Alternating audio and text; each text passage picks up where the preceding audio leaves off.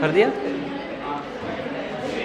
अब देखो ज्योति, अब क्या रहेंगे अपनी DNA damage check point. DNA damage जो है दो तरीके से हो सकता है, या तो केवल एक स्ट्रैंड ब्रेक हो जाए या दोनों स्ट्रैंड ब्रेक हो जाए। तो पहले हम पढ़ेंगे सिंगल स्ट्रैंड ब्रेक।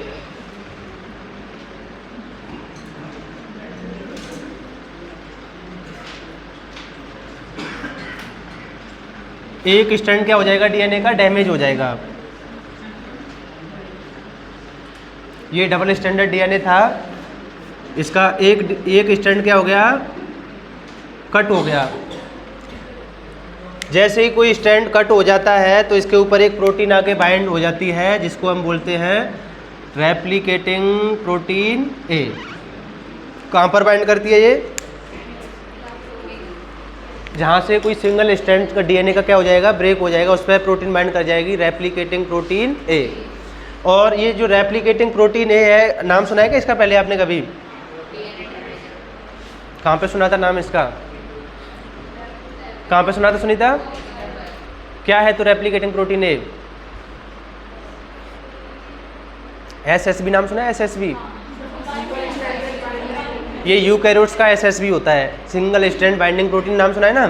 तो यूकैरियोट्स की सिंगल स्ट्रैंड बाइंडिंग प्रोटीन को क्या बोलते हैं, रेप्लिकेटिंग प्रोटीन ए। जैसे यूकैरियोट्स के हेलिकेज को क्या बोलते हैं, डीएनए बी एमसीएम लिखाया था ना अभी। तो ऐसे ये यूकैरियोट्स का क्या है, सिंगल स्ट्रैंड बाइंडिंग प्रोटीन होती है। क्या डीएनए ए एक प्रोटीन है, डीएनए बी भी एक प्रोटीन है, डीएनए सी भी एक प्रोटीन है, और डीएनए जी भी एक प्रोटीन है। जैसे प्राइमेज नाम सुना है आपने, आरएनए प्राइमेज? तो आरएनए प्राइमेज जो है उसको बोलते हैं प्रोकैरियोट्स में डीएनए जी, डीएनए जी बोलते हैं आरएनए प्राइमेज को, जो क्या बना के जाता है, प्राइमर बना के जाता है। कोई दिक्कत नहीं, जब मोल वायु पढ़ेंगे तब सारे याद हो जाएंगे आपको, है ना? अभी तो हम सेल वायु पढ़ रहे हैं ना। तो अभी सिंगल स्ट्रैंड ब्रेक हो गया था, उसके ऊपर कौन आके बाइंड हो गया, रेप्लिकेटिंग ए प्रोटीन आके बाइंड हो गई। और जैसे ही रेप्लिकेटिंग ए प्रोटीन आके बाइंड होती है तो ये एक दूसरी प्रोटीन को अपने ऊपर रिक्रूट कर लेती है।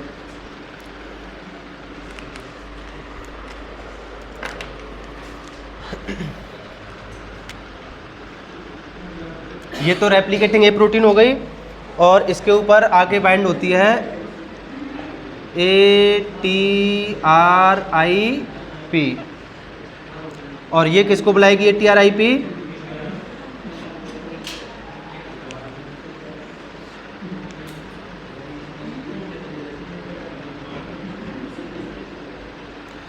इसका नाम है ATR इंटरेक्टिंग प्रोटीन। इसका मतलब किसके साथ में इंटरेक्शन करेगी ये, ATR के साथ में।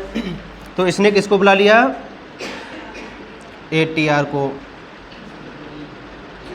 अब ATR जो है ये काइनेज है, तो ये क्या करेगा, फॉस्फोराइलेशन करेगा। तो ये ATR क्या करता है, जो आपका CHK1 होता है, इसका क्या कर देता है, फॉस्फोराइलेशन कर देता है।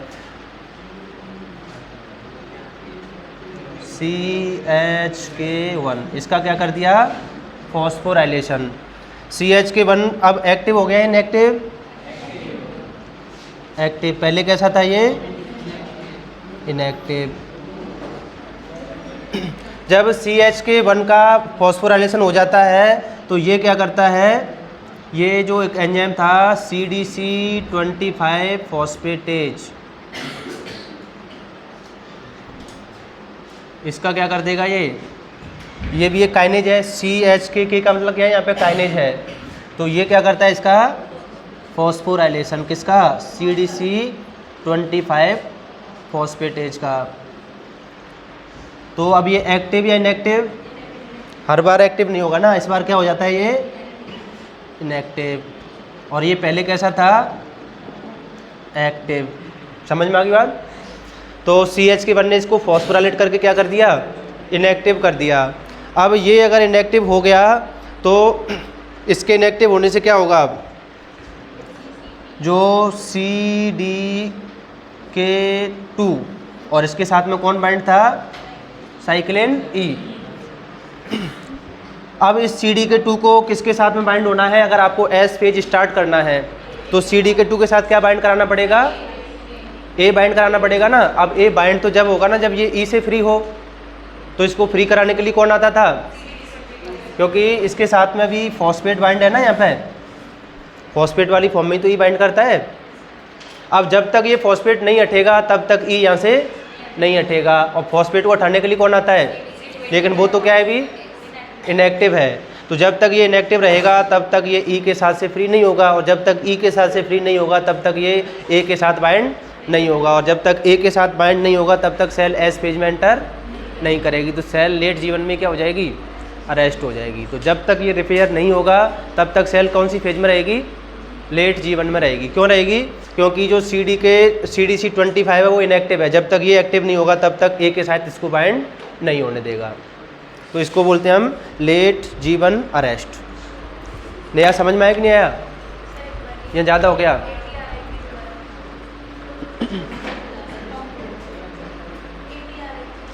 क्या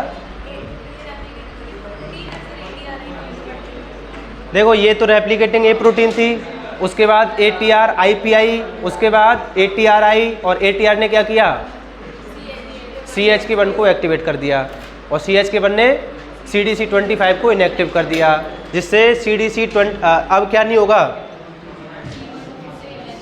CDK2 और साइक्लिन A ये बनेगा या नहीं बनेगा, ये नहीं बनेगा। किसको,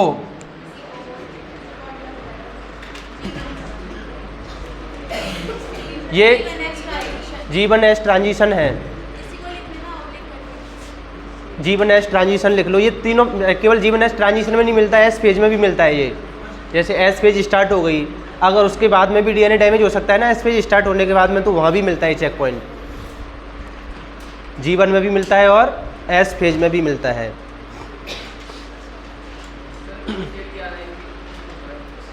कौन पूछ रहा है, याद करनी पड़ेगी फिर।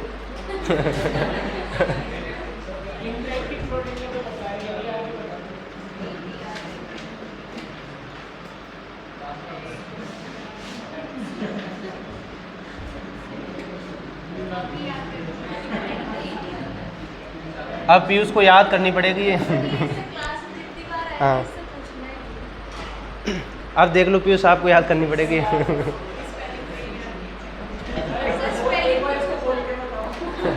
Ataxia, telangiectasia, rad 3 mutated. ये पीयूष के लिए है बस।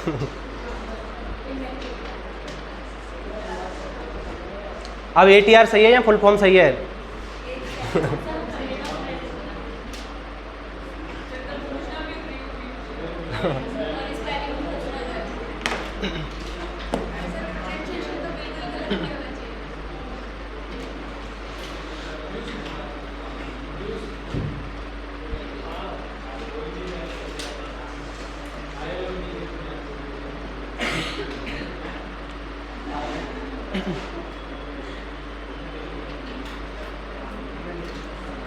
फुल फॉर्म से अपना ATR बढ़िया है।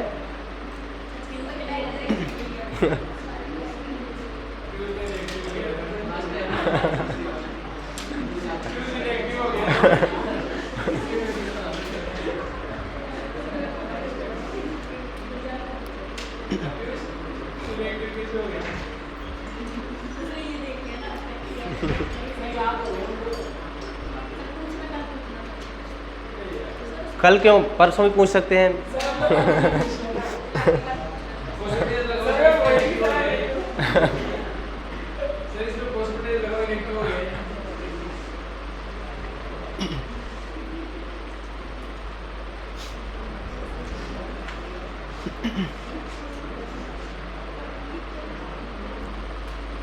खुशबू नहीं दिख रहा? लो मैं साइड में हो जाता हूँ।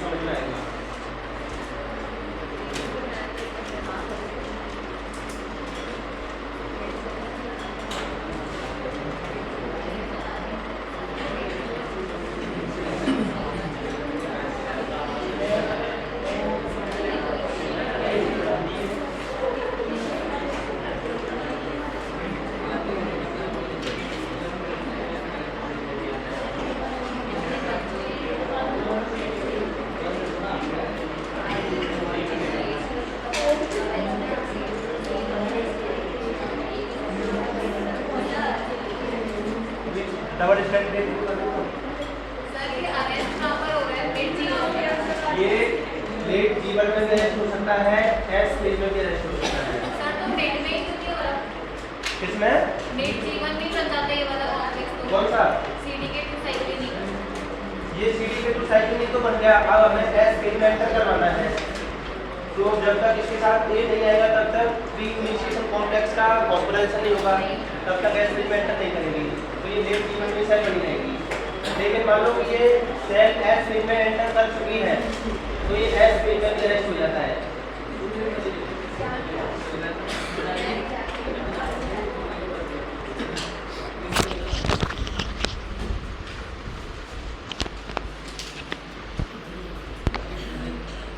याद हो गया प्रीति? सिंगल स्टैंड ब्रेक हुआ, रेप्लिकेटिंग प्रोटीन ए आई, उसके बाद में ATR IP, उसके बाद में ATR खुद एक काइनेज है। तो ये क्या करेगा, CH1 को एक्टिवेट कर देगा और CH1 CDC25 को फॉस्फोराइलेट करके ब्लॉक कर देगा, जिससे कि CDK2 और A कॉम्प्लेक्स का फॉर्मेशन नहीं हो पाएगा। तो सेल एस फेज में एंटर नहीं करेगी। कहाँ पे ब्लॉक हो जाएगी? या लास्ट में लिख लेना, cell arrest in late G1 phase. Cell arrest in late G1 phase.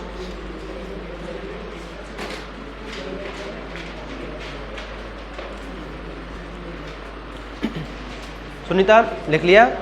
समझ में कितना आया? समझ में आना और याद होना दोनों अलग अलग बातें हैं। अब सिंगल स्टैंड ब्रेक हुआ है तो डबल स्टैंड भी ब्रेक हो सकता है।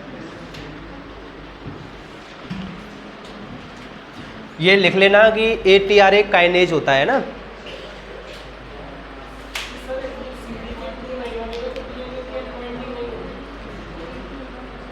CDK2 A के साथ बाइंड नहीं हो पाएगा, ये कॉम्प्लेक्स नहीं बनेगा। यही तो शुरुआत करके जाता था एस फेज की। मैंने क्या लिखाया था, एस फेज की शुरुआत कहाँ से मानते हैं? जब CDK2 cyclin A pre initiation complex का फॉस्फोराइलेशन करता है, वहीं से एस फेज की शुरुआत मानी जाती है। तो इसके बिना प्री इनिशिएशन कॉम्प्लेक्स का फॉस्फोराइलेशन नहीं हो पाएगा। तो सेल कहाँ पर बनी रहेगी? लेट G1 में ही बनी रहेगी। कुछ भी नहीं होगा, एप्लीकेशन शुरू ही नहीं होगा। तो अब डबल स्टैंड ब्रेक हो जाए,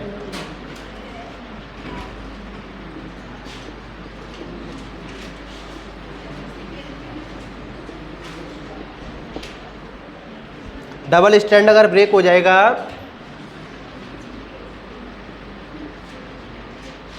ये डबल स्टैंड ब्रेक हो गया था ना DNA का, तो उस जगह पे एक प्रोटीन आके बाइंड करती है जिसका नाम है mRN।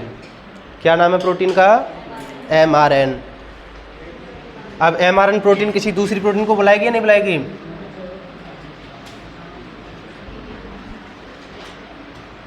ये तो mRN था और इस बार इसने बुलाया है किसको? ATM को। ये थी mRN।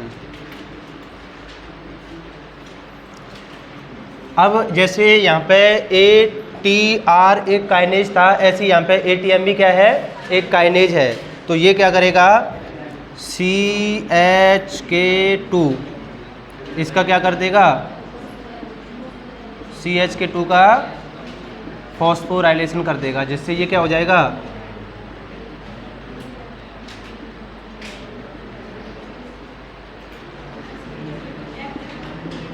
एक्टिव हो जाएगा। इसको तो एक्टिव करना है ना, यहाँ भी एक्टिव ही किया था ना। हाँ, एक्टिव हो जाएगा ना। एक्टिव होने के बाद में ये क्या करता है? ये CHK2 MDM2 इसका कर देता है फॉस्फोराइलेशन। ये नाम सुना सुना सा लग रहा है क्या आपको? P53 का क्या है ये? P3 ligase. तो MDM2 का क्या कर दिया इसने? फॉस्फोराइलेशन कर दिया। अब जैसे ही इसका फॉस्फोराइलेशन होता है तो अब ये P53 के साथ में बाइंड नहीं हो सकता। तो P53 का यूबिक्विटेशन होगा या नहीं होगा? नहीं होगा।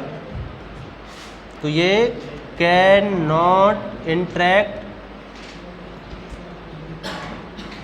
With P53। तो P53 का E3 लाइगेज नहीं होगा, यूबिक्विटेशन नहीं होगा तो P53 की लाइफ बढ़ जाएगी या घट जाएगी?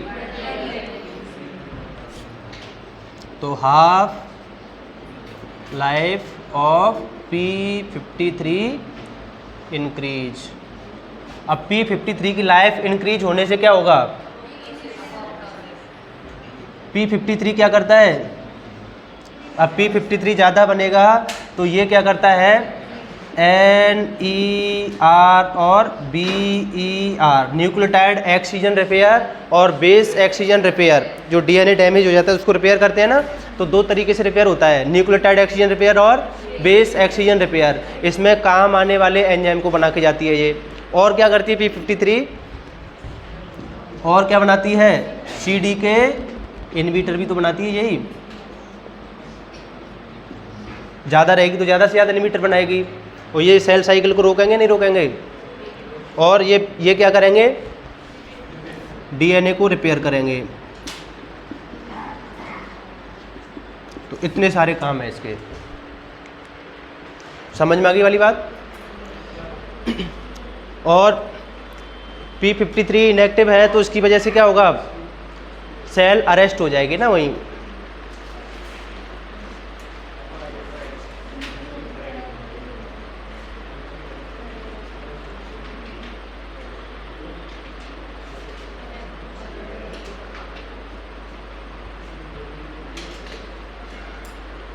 P50 हाँ, किसको? मैंने इनएक्टिव थोड़ी लिख दिया है। बोल दिया क्या? P53 ज़्यादा रहेगा तो सेल साइकिल ब्लॉक रहेगा, है ना, अपोप्टोसिस होगा सेल में। तो ये न्यूक्लियोटाइड एक्सीजन रिपेयर और बेस एक्सीजन रिपेयर में काम आने वाले एंजाइम बनाती है। इसलिए पता है इसको गार्जियन ऑफ जीनोम की संज्ञा दी गई है P53 को।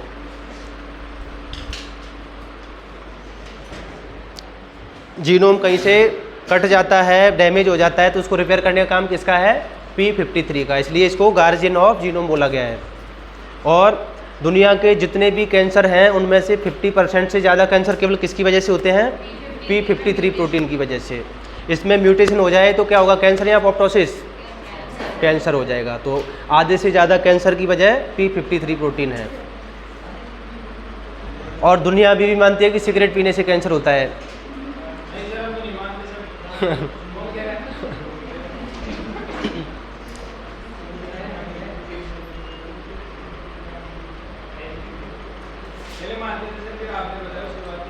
उसके बाद में सिगरेट पीने तो नहीं लग गए ना हम?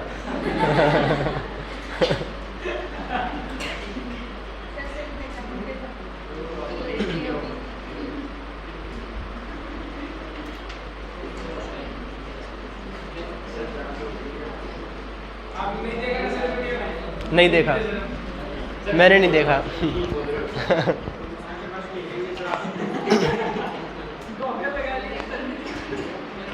मैंने नहीं देखा।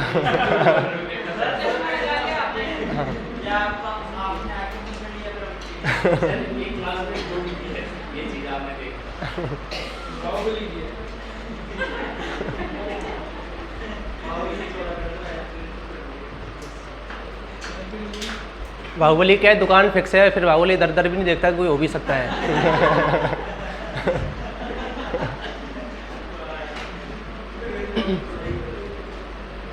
अब हमने तो थड़ियों पे जाना ही बंद कर दिया। हर थड़ी पे कोई ना कोई जानकार मिल जाता है तो जाने का मतलब ही नहीं बनता फिर।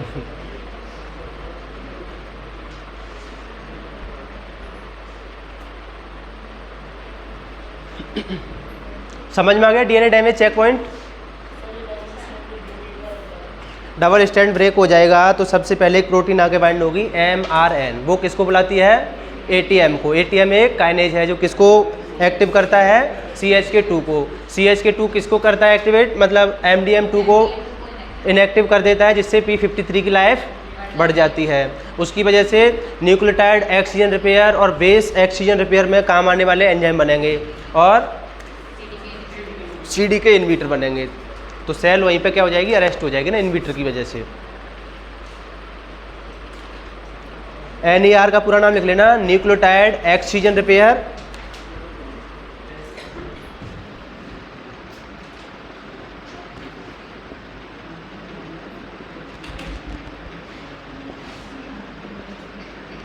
और base excision repair.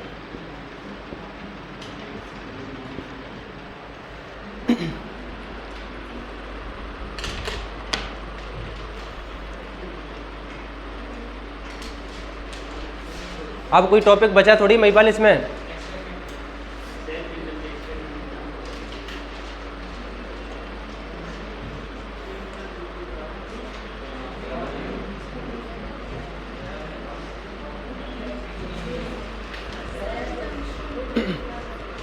Cell junction वो तो अलग है टॉपिक, बस यही बचा है कैंसर और अपोप्टोसिस। मिटाया जाए इसको। अब इसमें ऐसा नहीं कि आपको कुछ समझ में नहीं आया हो, बस याद करना पड़ेगा ये।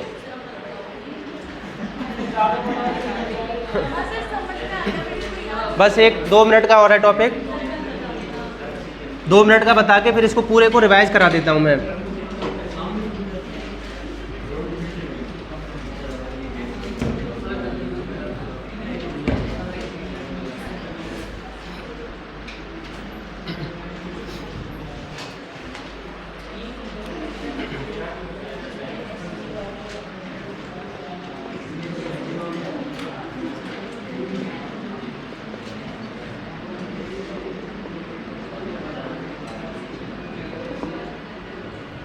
देखो एक सेल है जो अभी G1 फेज में चल रही है और एक दूसरी सेल है जो अभी S फेज में चल रही है। इन दोनों सेल को हमने फ्यूज कर दिया, मतलब इसके जो एंजाइम थे ना, G1 के जो एंजाइम थे और S के एंजाइम, उनको मिक्स कर दिया। तो हमें क्या देखने को मिला? G1 phase nucleus inter into S phase. G1 और S के न्यूक्लियस को मिक्स कर दिया तो G1 को इसने किस में एंटर करा दिया? S फेज में एंटर करा दिया। G1 plus S plus G2 लिख लो, है ना। तो जब हमने इस G2 वाले में S फेज के एंजाइम डाले तो इसमें रेप्लिकेशन होगा या नहीं होगा? इसमें रेप्लिकेशन नहीं देखने को मिला। जब इसके साथ में डाला तब तो इसको एस फेज में एंटर करा दिया, रेप्लिकेशन करा दिया, लेकिन जब G2 के साथ में फ्यूज कराया तो रेप्लिकेशन नहीं हुआ। G2 not inter in S phase, वापस से रेप्लिकेशन नहीं हुआ। G1 plus G2 no effect, एक दूसरे पे कोई प्रभाव नहीं डाला जाता, बस ये थोड़ा सा स्लाइटली क्या करता है, G1 फेज G2 को थोड़ा सा डिले कर देता है, बस बाकी और कोई इफेक्ट देखने को नहीं मिलता। ये नोट कर लो आप। कुछ भी नहीं है इसमें, लेकिन 4 नंबर का क्वेश्चन आ चुका है इसमें से, है ना। तो कुल मिला के बात ये है कि एक सेल साइकिल में एक बार ही रेप्लिकेशन होता है, दूसरी बार रेप्लिकेशन नहीं होगा।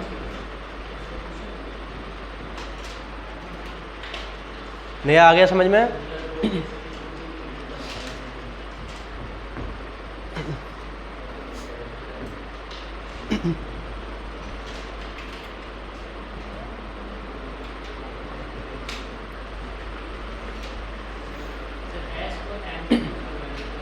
क्या S और M का फ्यूजन करवाएंगे तो S फेज का तो हो गया, M फेज में वापस से नहीं होगा रेप्लिकेशन। मतलब एक सेल साइकिल में एक बार ही रेप्लिकेशन हो सकता है बस।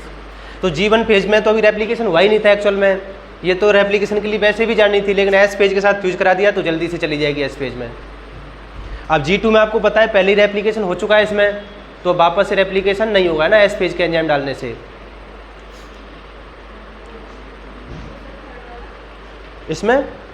इसमें जो है G1 और G2 को मिक्स कराते हैं तो एक दूसरे पे कोई इफेक्ट नहीं डालते।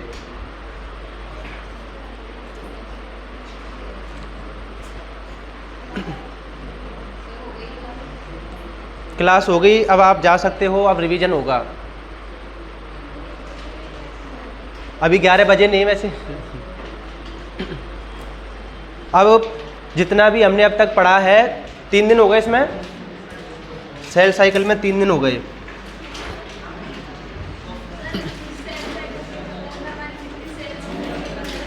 तो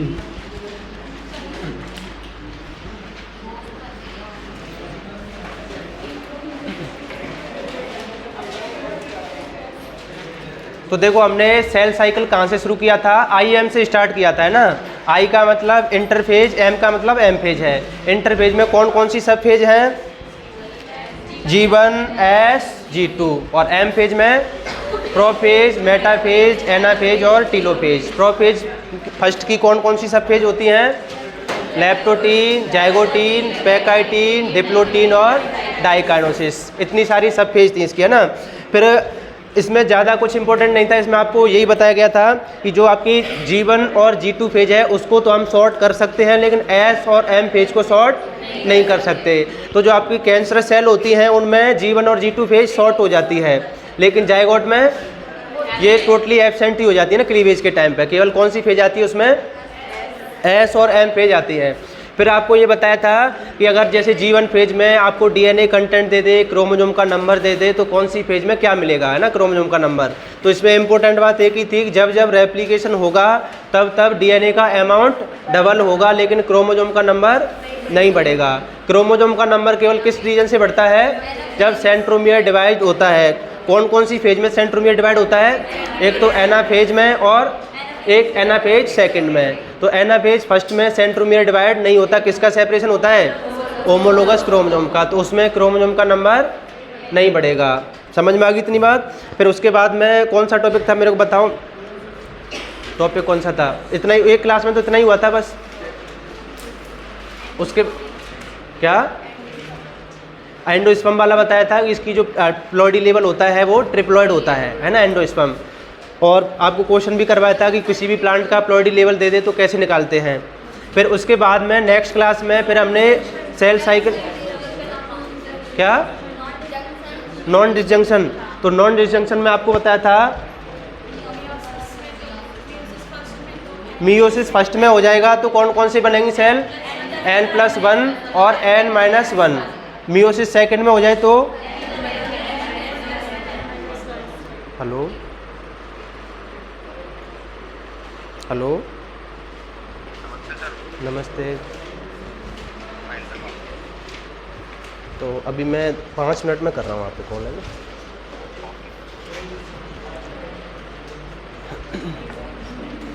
हाँ, तो उसके बाद में नॉन डिसजंक्शन में क्या बताया था, अगर मियोसिस फर्स्ट में नॉन डिसजंक्शन हो जाए तो N+1 और N-1 बनेंगे, और मियोसिस सेकंड में हो जाए तो N+1, N-1 और N बनेंगे। फिर उसके बाद में अपना हो गया था सेल साइकिल स्टार्ट, है ना, नेक्स्ट क्लास में। तो सेल साइकिल के लिए सेल के पास में 2 तरह के रिसेप्टर मिलते हैं, एक तो होता है RT के रिसेप्टर, दूसरा होता है TGF बीटा रिसेप्टर। RT के रिसेप्टर के थ्रू तो रास मैप काइनेज पाथवे को हम एक्टिवेट करते हैं और फॉस जून मिक का ट्रांसलेशन कर उसको फॉस्फोराइलेट करके न्यूक्लियस में भेजते हैं। और किसको एक्टिवेट करवाएंगे, CDK और साइक्लिन को। तो जो आपका वर्टिब्रेट्स है उसमें CDK 4, 6, 2, 1 मिलते हैं और cyclin D, E, A, B मिलते हैं। जो आपका यीस्ट होता है उसमें एक ही CDK होता है, एक ही साइक्लिन होता है, वो आपने याद कर लिया होगा ना टेबल। फिर उसके बाद में इसका काम तो था CDK और साइक्लिन बनाने का। दूसरा रिसेप्टर था TGF बीटा, उसका क्या काम था, स्मेड को एक्टिवेट करके P53 प्रोटीन को बनाने का। अब P53 प्रोटीन खुद एक ट्रांसक्रिप्शन फैक्टर है, तो ये किस किस को बनवाती है, CDK इनविट्री प्रोटीन बनवाती है, जिसकी 2 फैमिली बताई थी, कौन कौन सी, INK4 और सिपिया के फैमिली। INK4 किसको ब्लॉक करके रखेगी, CDK4-6 को, और सिपिया के CDK2 को ब्लॉक करके रखेगी। ये दोनों रिसेप्टर की आपस की लड़ाई है और इन दोनों का जब तक रेगुलेशन रहेगा तब तक नॉर्मल सेल डिवीजन चलेगा। फिर जैसे ही लिगेंड की कंसंट्रेशन या ग्रोथ हार्मोन की कंसंट्रेशन बढ़ती है तो अब क्या होगा, अब CDK4-6 और साइक्लिन D की कंसंट्रेशन सेल में बढ़ने लग जाएगी, है ना, अर्ली जीवन में। तो कुछ CDK4-6 साइक्लिन D हो जाएगा, फ्री हो जाएगा ना, उसको ब्लॉक नहीं कर पाएगा वो। तो फ्री होते ही वो सबसे पहले क्या करता है, जो E2F एक ट्रांसक्रिप्शन फैक्टर था, किसके साथ बिजी था, RB के साथ में। RB का फॉस्फोराइलेशन करके उसका तो करवा देगा UV क्यूटिनेशन और E2F हो जाएगा फ्री। E2F फ्री होकर क्या करेगा, एस फेज में काम आने वाले जितना रॉ मटेरियल है उनको क्या करवाएगा, सिंथेसिस करवाएगा। जैसे आपका हेलिकेज है, एमसीएम हो गया, डीएचएफआर हो गया, न्यूक्लियोटाइड बायोसिंथेसिस हो गया, CDC25, साइक्लिन, इन सबको सिंथेसाइज करवाएगा। सिंथेसाइज करवाने के बाद में अब CDK4/6 की कंसंट्रेशन मिड जीवन तक मैक्सिमम हो जाती है।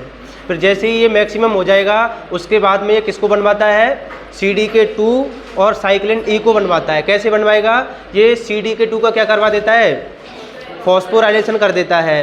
फॉस्फोराइलेशन करने से क्या होगा, CDK2 का फॉस्फोराइलेशन करने से अब कौन बाइंड हो जाएगा, साइक्लिन E बाइंड हो जाएगा। और जो P50, P21, 27 है उनको हम कहाँ पे भेज देंगे, UPS में भेज देंगे डिग्रेडेशन के लिए। तो आपका अब कॉम्प्लेक्स बन गया CDK2 और साइक्लिन E। कब बनता है ये मिड जीवन में स्टार्ट हो जाता है। अब यहाँ से आगे इसकी कंसंट्रेशन तो बढ़ेगी और CDK4/6 की कंसंट्रेशन कम होने लग जाएगी।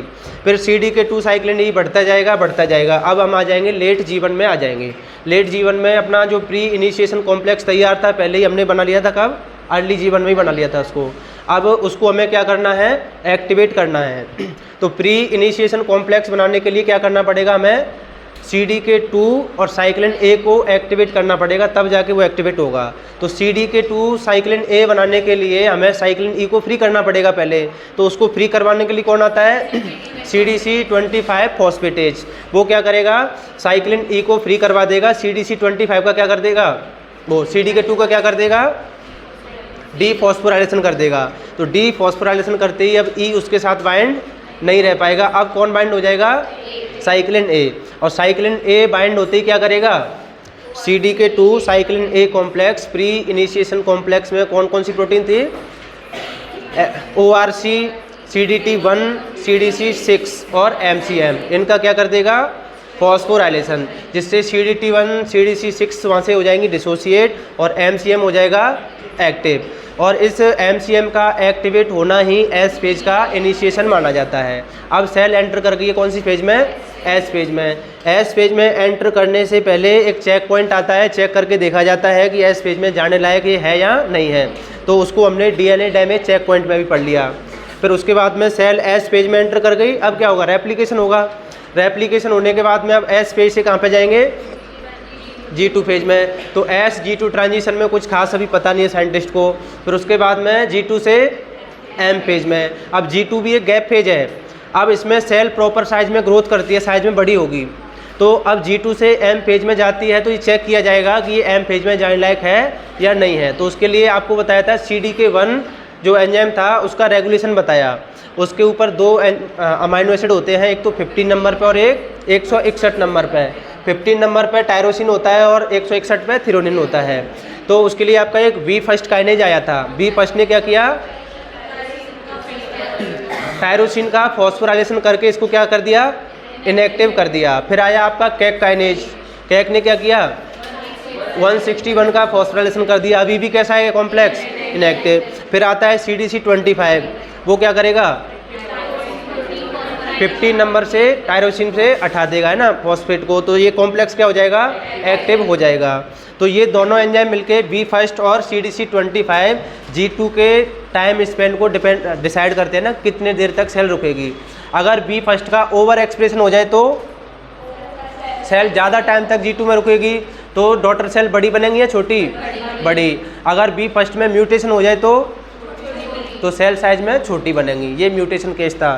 फिर उसके बाद में अब हम कहाँ पे एंटर कर चुके हैं, M फेज में एंटर कर चुके हैं। M फेज में प्रोफेज स्पिंडल फाइबर फॉर्मेशन हो जाएगा। प्रोफेज के बाद में मेटाफेज क्रोमोसोम मेटाफेजिक प्लेट पर अरेंज हो जाएंगे। उसके बाद में अब मेटाफेज से एनाफेज में जाएंगे, तो उसके लिए एक फिर से चेक पॉइंट आएगा। उसको क्या नाम दिया था हमने, स्पिंडल असेंबली चेक पॉइंट। तो इसमें जो क्रोमोसोम की दोनों आर्म है, सिस्टर क्रोमेटिड्स हैं, वो किसके थ्रू जुड़े रहते हैं, कोइजन के थ्रू जुड़े रहते हैं। और स्पिंडल फाइबर कहाँ पर अटैच होता है, काइनेटोकोर पे। और काइनेटोकोर कहाँ पर बनेगा, ये कौन डिसाइड करेगा, CENP-A प्रोटीन डिसाइड करेगी। CENP-A प्रोटीन क्या है, एक स्टोनी है, बस उसमें H3 को हमने क्या कर दिया है, रिप्लेस कर दिया है। तो स्पिंडल फाइबर का जो अटैचमेंट है वो मीरोटैलिक, एटैलिक, सिंटैलिक, एम्पीटैलिक किसी भी तरीके से हो सकता है। इनमें से अपना प्रॉपर अटैचमेंट कौन सा है, एम्पीटैलिक वाला। तो तो काइनेटोकोर फॉर्मेशन में लगभग 80 टाइप की प्रोटीन पार्टिसिपेट करती हैं, लेकिन उनमें से मैड और वब इम्पोर्टेंट प्रोटीन है जो कि टेंशन सेंसिटिव प्रोटीन्स हैं। अगर इनके पास टेंशन रहेगा तब तक तो रहती है इनएक्टिव, अगर इनको टेंशन नहीं दिया तो ये सेल को टेंशन देती है ना। ये एक्टिव होने के बाद में जैसे मान लो मीरोटेलिक या सिंटेलिक या एटेलिक अटैचमेंट है, तो ये प्रोटीन क्या करेंगे, मैड2 प्रोटीन CDC20 को क्या कर देती है, ब्लॉक कर देती। हाँ, तो ये क्या करेगी, CDC20 को ब्लॉक कर देगी, जिसकी वजह से जो APCC है वो कॉम्प्लेक्स एक्टिव नहीं हो पाएगा। जब तक वो एक्टिव नहीं होगा तो सेपरेज फ्री नहीं हो पाएगा, सेपरेज फ्री नहीं होगा तो कोएजन का डिग्रेडेशन नहीं हो पाएगा। तो सेल कहाँ पर अरेस्ट हो जाएगी, लेट मेटाफेज में अरेस्ट हो जाएगी। अगर सब कुछ नॉर्मल रहा, सारे क्रोमोसोम के पास में स्पिंडल फाइबर आ गया, तो मैड2 और इनके पास में प्रॉपर टेंशन बना रहेगा। जब ये इनएक्टिव रहेंगी तो CDC20 एक्टिव रहेगा और एक्टिव होके APCC के साथ में बाइंड करके सिक्योर इनको क्या करवा देगा, डिग्रेड करवा के सेपरेज को फ्री करवा देगा। सेपरेज फ्री होके क्या करेगा, कोएजन को डिग्रेड कर देगा और एनाफेज स्टार्ट हो जाएगी। एनाफेज स्टार्ट हो गई। अब हमने APCC का रेगुलेशन देखा था, तो APCC के रेगुलेशन के लिए दो प्रोटीन है, CDH1 और CDC20। तो CDC20 को तो कौन बाइंड कराता है, CDK1 और साइक्लिन B, और CDH को कौन बाइंड कराता है, CDK4, 6 और साइक्लिन D।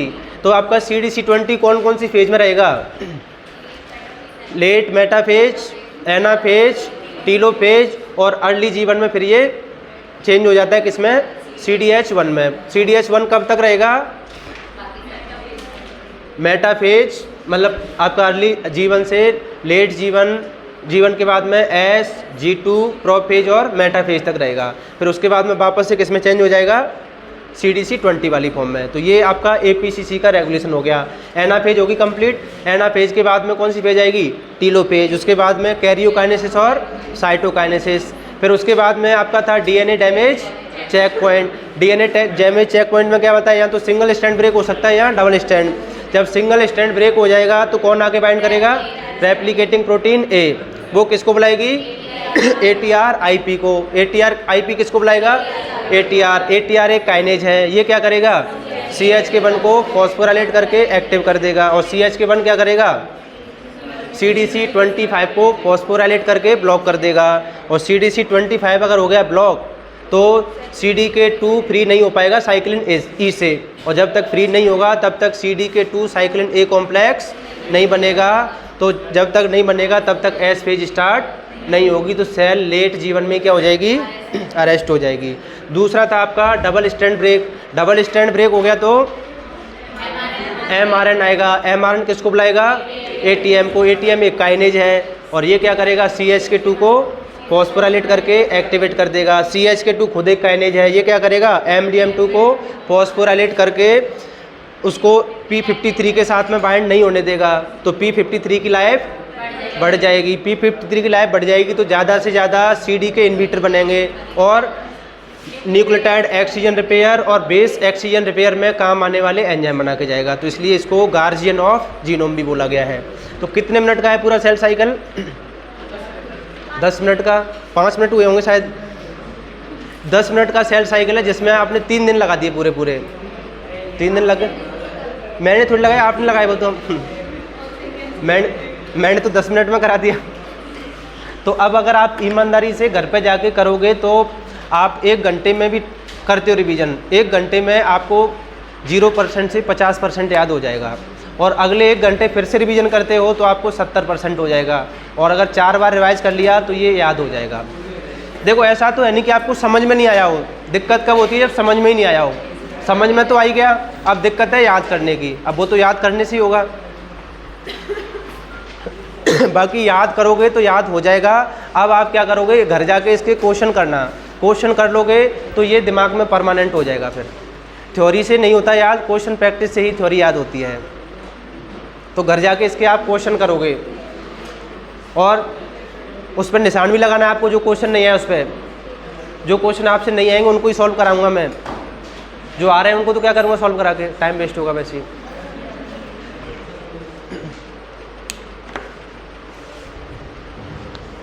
अब किसी को कोई दिक्कत है इसमें सेल साइकिल में?